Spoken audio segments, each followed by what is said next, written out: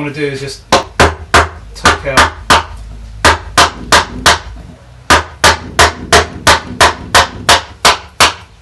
take out most of the waste with this, and then finish it off afterwards with the scorp and the spoon plane. And I'm going to hold it bevel down to stop it digging too far down into the wood. With this way I've got more control over what I take off, so I don't go down too deep.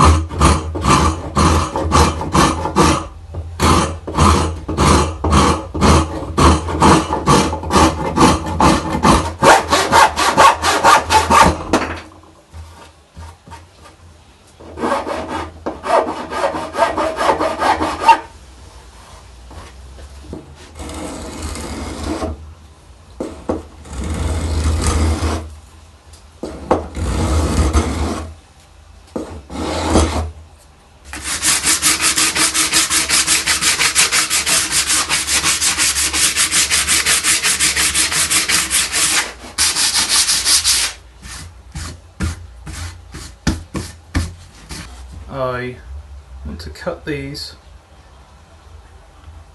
just above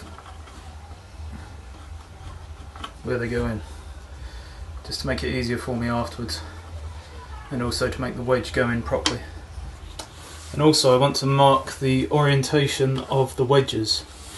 Now the wedges have to go in this way at a right angle to the grain, because if this were a normal big chunk of wood and it wasn't laminated, this would be the weakest point. So if I shoved the wedge in there and then I bashed it in there, you know, more than likely this would split out.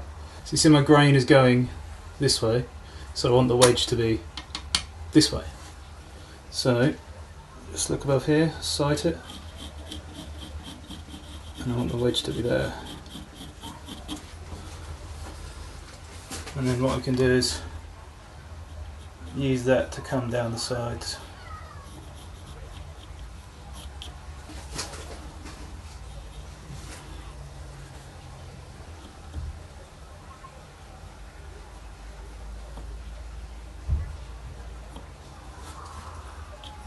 And there we go. It's the path of my wedge.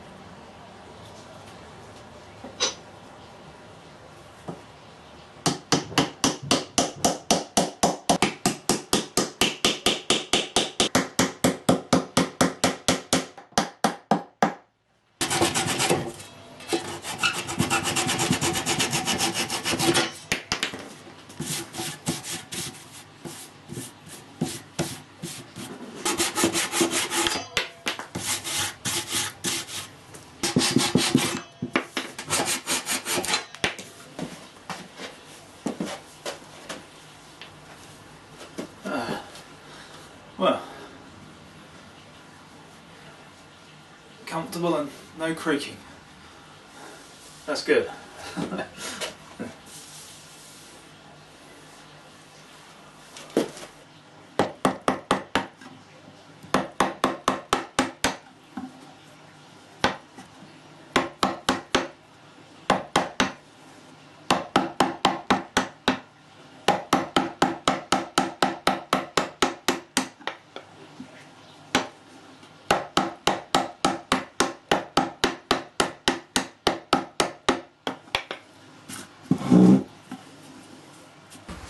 Another thing I want to do before I sand everything down and finish it is to just try and fill in these little bits of gap I've got around the end of these tenons with some glue and sawdust in a trick that is so widely used I don't think it's even a trick, to be honest, but for people who don't know about it, you know,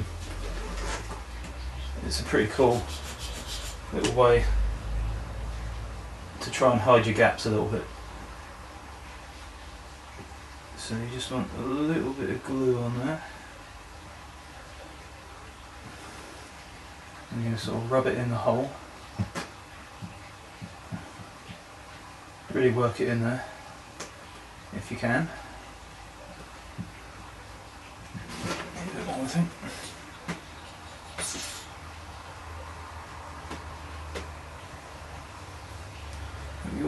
Alright, so really work the glue in the hole.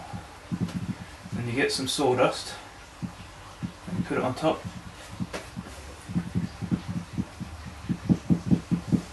You rub it in there. All over the joint, but obviously try and concentrate on the bits that have got gaps. It probably won't be perfect, but it'll hide it a bit more and just make it seem a bit less unsightly. Just come across it with sandpaper.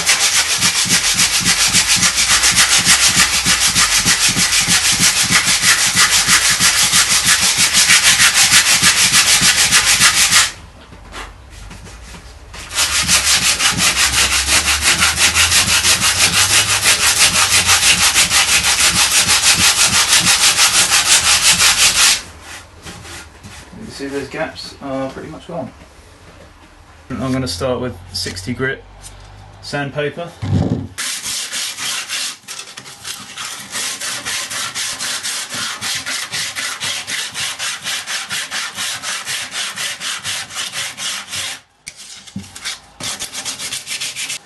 Then I'll move up to 240 and go completely with the grain this time.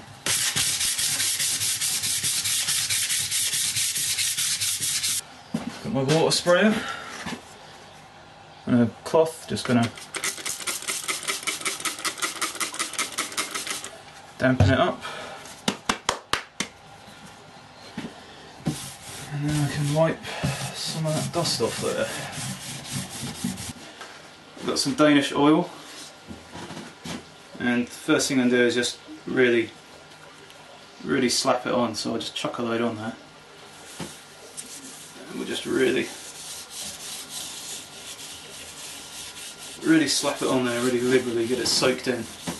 Right, so now we've completely soaked it with the first coat. What I normally do is leave it there, wait for about 20 minutes, and I'll come back and completely soak it again. And then I'll just keep repeating that process until it looks like no more oil can be soaked in. What I'm going to do now is just lightly sand it. It's still slightly oily on the top because the oil hasn't soaked in because I put on so much before, but that was the plan.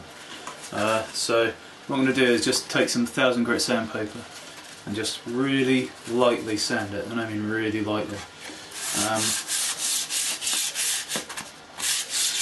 Now we'll do the last coat of oil and then take it off straight away.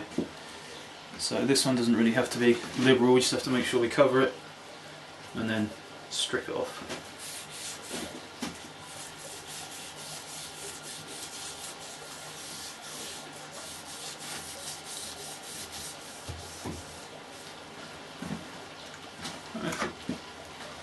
that's on, we'll wipe it off.